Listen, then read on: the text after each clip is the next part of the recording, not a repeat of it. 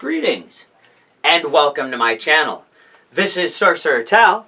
You can also find me online at sorcerersguild.com, as well as on Facebook at the Sorcerers Guild. Today, we are going to be starting a new playlist called Entering the Eye of the Storm. Okay, so what is that? Entering the Eye of the Storm is a Gnosis technique which allows you to place yourself at the center of the nothing and the all thing, allowing you access to the raw potential at the center where the nothing and the all thing combine, creating a vortex or storm where the self becomes the center and allows you to manifest your will into the material realm. Okay, so how do we do this? In order to enter the eye of the storm, we have to actually perform two impossible tasks. The largest of these is that we have to visualize the nothing. Okay, so how does one visualize nothing? Anything you visualize is not going to be the nothing. So how do we conceive of this thing which is unconceivable? Well, the only way we can do that is through contrast. So in order to fulfill this impossible task of conceiving of the nothing, which the human mind cannot do, the only way that we can do that is to provide contrast. So we need to be able to visualize the all thing, which in and of itself is so complex that we can never actually fully grasp it as well. That is the full sum total of the base reality. Alright? And so neither one of these things are actually conceivable on their own. However, they can be seen as in contrast to one another. There is the no thing, the all thing, which the impossibility of its existence is from which all things flow. Yeah? The nothing does not exist. If it did, it wouldn't be the nothing, because it is literally nothing. And because it doesn't exist is why it does. And because of that, we need something from that. That's an impossibility. The existence of the nothing is an impossibility. And from that flows the all thing. And all things are created as a direct response to the fact that the nothing, the existence of the nothing, is an impossibility. And so in that, we have the first paradox. And how do we get to this point? Yeah? How do we get to this point where we can hold two thoughts in our mind at once, which is the second impossible task? The smaller of the two is to hold a conflict or paradox within our mind in the first place. There are a few ways to do this. I personally have a open eye meditation technique we are going to go through in just a moment that helps one create this process. But what we want to do is allow those two concepts to wash over us. We don't want to think of the nothing as emptiness. Empty is something. It is nothing. It is the complete lack of all things. It's not even lack. It's less than that. It's not even less. It's nothing. Okay. So I realize we're not going to be able to visualize that concept on its own, of course. But we want to try and hold that in part of our mind. At the same time, we start in the all thing with a crossroads. So if you're able to hold that in your mind, while at the same time begin imagining a crossroads, up, down, left, right, whatever you want to put in there, its own opposites, and imagine that beginning to form. And then you want to allow it to become 8 sides, each conflicting. So you could do the elements, air, water, earth, air, and allow that to spiral up into itself. And we just go from there, rising these two concepts. But it is very hard to think of these two concepts at once. That is the second impossible task. One can feel like they are. But most often, until you have grasped the ability to get your mind to do two things at once, you're really just switching back and forth between the two thoughts quickly, so that it almost feels simultaneous. We're not actually holding both these thoughts at once. We're simply one and then the other. We need to get to the point where we are literally holding them both in our mind at the same time. And this can be done with that technique over time, is simply visualizing the two. But there are open eye techniques that help our brain get used to this concept of holding two thoughts at once, which doesn't have to be these two thoughts. This is a very useful technique. That's why the sorcery self-defense tag is here as well, because in this we are also teaching our hands to be able to, not just our hands, but our minds to be able, two sides of our minds to be able to function independently of each other, like the left brain and the right brain, or the left hand and the right hand. We need to teach them to be able to function independently to the point where one can hold the concept of the nothing and the other can hold the concept of the all thing at the same time. Okay, so how do we do that? How are we going to hack our brain so that we can hold a paradox?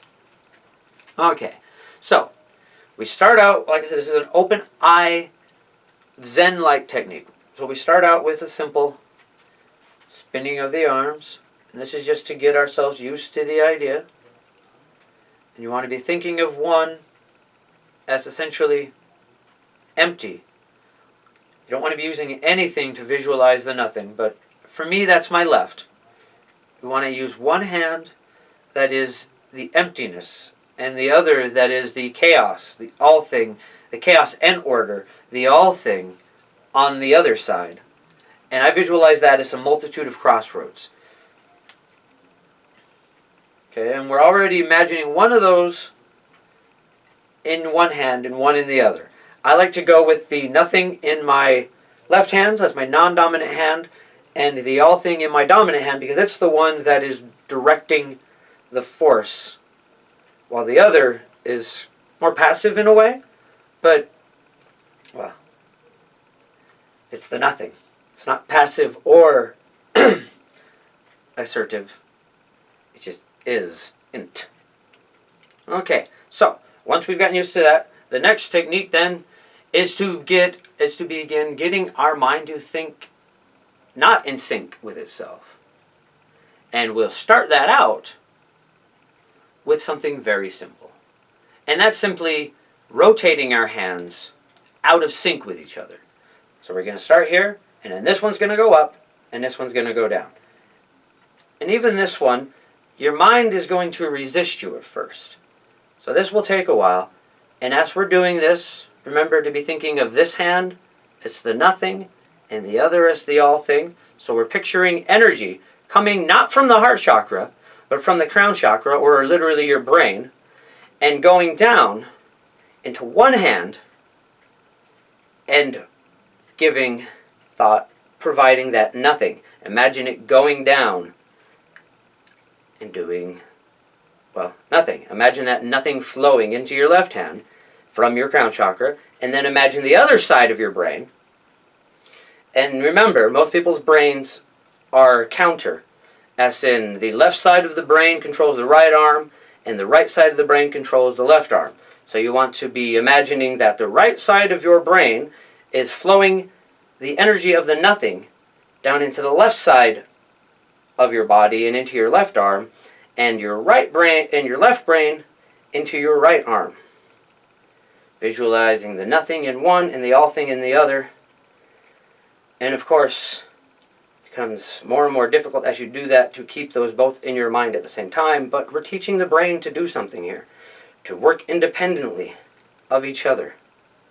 Okay, so after we've done that for a while, and you will notice that it's actually very tiring of the muscles as well. It's good. This is a good exercise because it's very tiring for the muscles in that it's a motion they're not used to. Your body and your brain are not used to working out of sync with each other.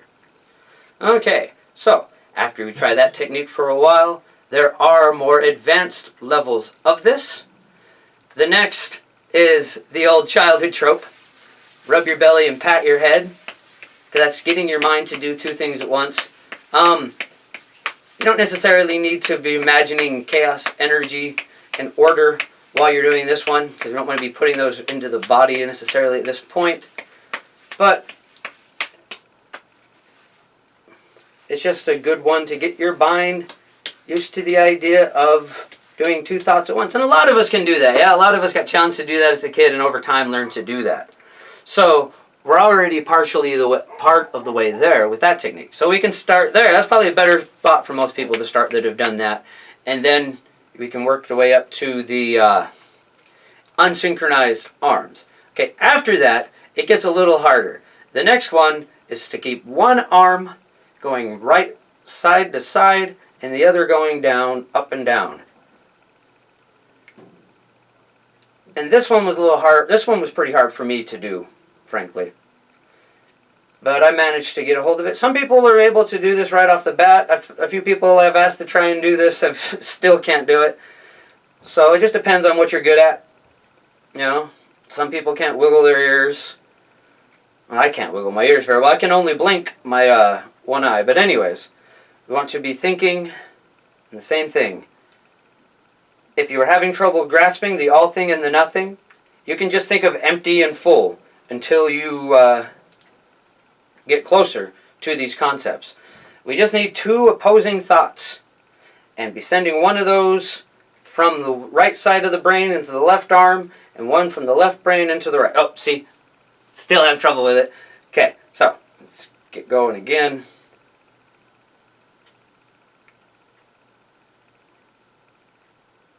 And with each one of these techniques, like I said, we're more focusing. It's hard to do while I'm talking. Okay. This one is fairly new to me as well. I've been doing this for a few weeks, so it's kind of hard. But it has made entering the eye of the storm easier, just doing these techniques for the few weeks that I've been working on them. Okay, so, and the last one is the one that I find the hardest. Is you get one arm going either up and down or sideways, and the other one turning. This keeps them working completely independent of each other. Well, they're supposed to be. And then while they're doing that, you're again focusing on pushing the energy into the other parts of the mind. Now, the exercise does not end there, okay? So you go as far along as you can with your mind being able to hold to the concept, yeah? If you get to the point where you're doing this and you're just struggling with it more than you are holding the technique, go backwards. Go back to this one. Which this one I myself have been doing for quite a while. But this is getting the mind unsynchronized. This is probably the most important one because it's keeping a focus, maintenance. But when we do each one of these, we want to think of one hand as the nothing and the other as the all thing. And then once we've gotten to where we're really doing that and you were able to your mind is kind of holding both thoughts at once without a lot of effort, then we go to this technique. And when you do that, you should have felt an immediate push. Okay? And once we feel that push, let our hands out, let it push, pull that inwards. Conflict between the two. And visualize a vortex forming, rising out from you. Now the beauty of this technique is that we are now, as we are doing this, we are not just creating a gnosis, but we are forming the circle for your spellcraft. This vortex is the circle. And we're working on just the very beginning of it today. Over time, we're going to start talking about using this holding of the 2 points to create smaller conflicts. But today, I wanted to discuss the core concept of what we're doing here. So we went all the way to the end, all the way to the all thing and the nothing. As we do these videos, we're actually going to be starting with more basic concepts of yes, no, and working our way up. But for today, this was less demonstration and more explanation as to what it is that this technique is and what its purpose is. So we are going to be accessing the all thing and the nothing and creating our groove, our I is in the letter I of the storm. Yeah, that calm center. And this helps us more fully understand and more fully grasp control of our own reality tunnel, our own small piece of the pattern. So there will be more to go with this technique over time. I'm going to be focusing a lot on this because it's what I am working on now. So as time goes on, we are going to be doing this more. Okay, so as I said though, let's go ahead and start back over. I'm at about this one where I can easily do it and get my brain into that 2 thoughts at once pattern. Do this for a while, get your brain synced, and then we pull that inside. Allow the vortex to form, come out from the body.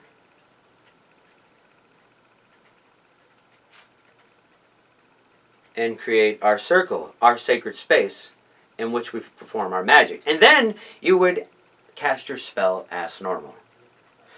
Over time, we're going to be learning to draw this eye of the storm so that with a simple visualization technique, we can almost immediately draw ourselves into a very, very powerful form of gnosis. But before we can do it quickly, we need to learn how the steps go.